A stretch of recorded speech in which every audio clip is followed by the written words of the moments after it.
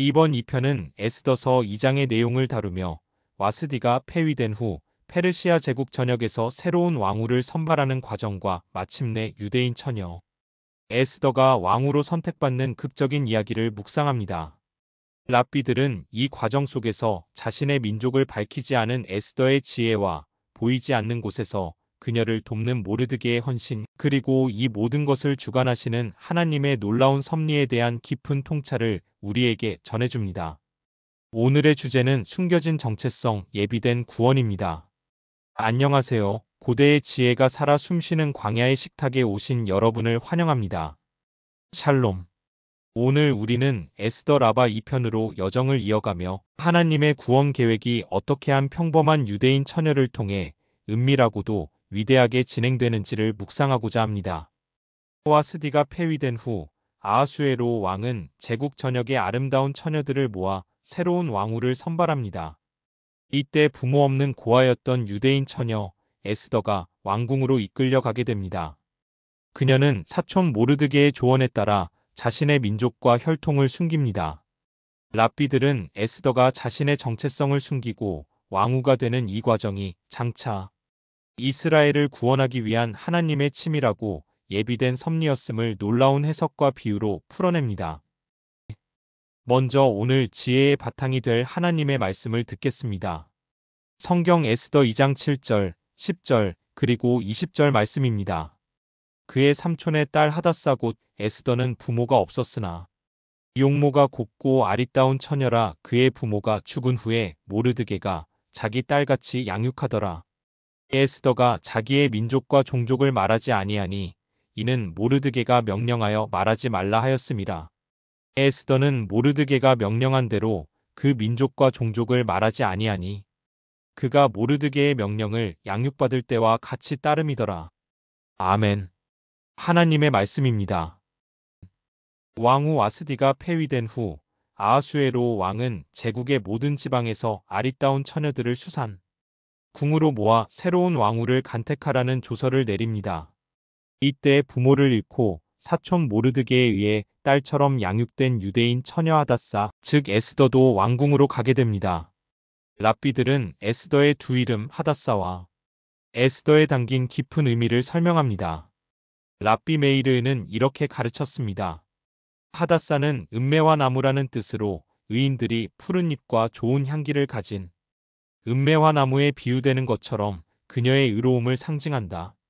반면 에스더라는 이름은 숨기다라는 히브리어 동사에서 유래했으며 이는 그녀가 자신의 정체성을 숨겼고 하나님께서도 당신의 얼굴을 숨기신 헤스테르파님 시대였음을 암시한다. 하나님이 보이지 않는 시대, 에스더는 자신의 정체성을 숨긴 채 구원의 도구가 되어야 했습니다. 왕궁에 들어간 에스더는 자신의 민족과 혈통을 밝히지 않았습니다. 이는 모르드게의 지혜로운 명령 때문이었습니다. 왜 모르드게는 에스더에게 침묵을 명했을까요? 랍비들은 이를 통해 모르드게의 깊은 통찰력을 봅니다. 랍비 엘르아살은 이렇게 설명했습니다. 만약 에스더가 유대인임을 밝혔다면 하만과 같은 적들이 처음부터 그녀를 경계하고 해하려 했을 것이다.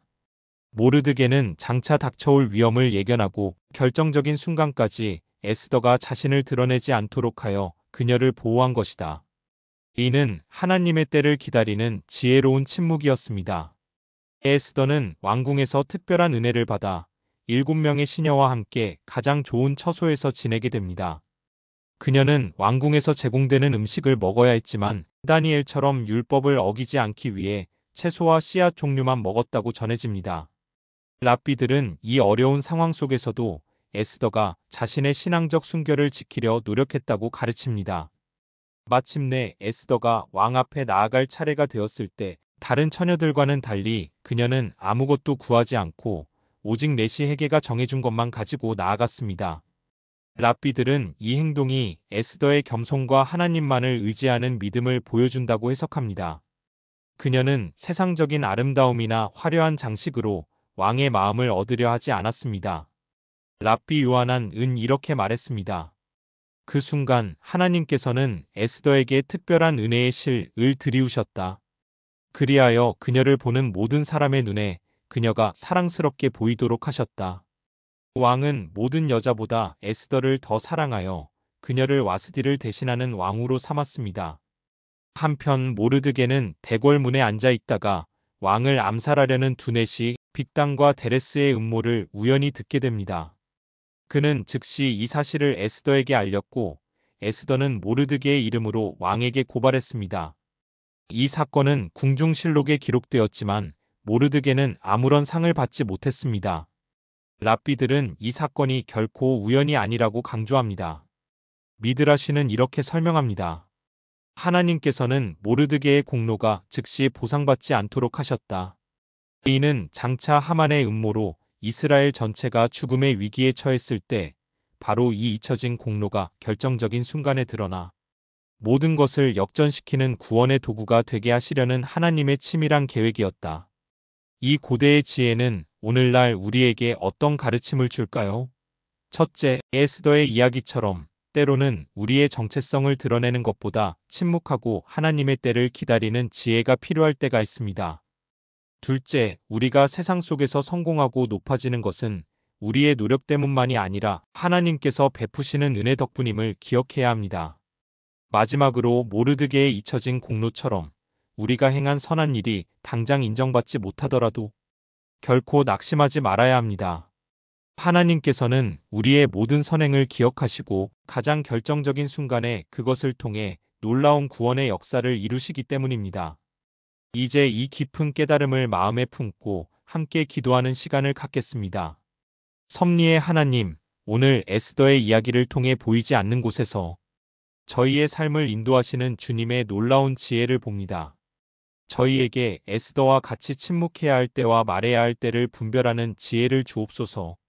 저희가 세상의 은혜를 구할 때 먼저 주님의 은혜를 구하게 하시고 저희의 모든 성공이 주님께로부터 왔음을 겸손히 고백하게 하소서. 저희가 행한 선한 일이 잊혀지는 것처럼 보일 때에도 낙심하지 않고 모든 것을 기억하시고 가장 좋은 때에 갚아주시는 주님을 신뢰하게 하여 주옵소서. 예수 그리스도의 이름으로 기도드립니다. 아멘. 사랑하는 여러분, 이번 한 주간 여러분의 삶의 모든 순간 속에 숨겨진 하나님의 섭리의 손길을 발견하시기를 축복합니다. 때로는 침묵으로, 때로는 잊혀진 선행으로 하나님의 위대한 구원의 이야기에 동참하는 복된 삶이 되시기를 간절히 소원합니다.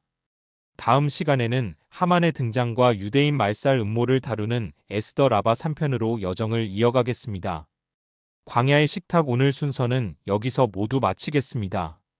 샬롬.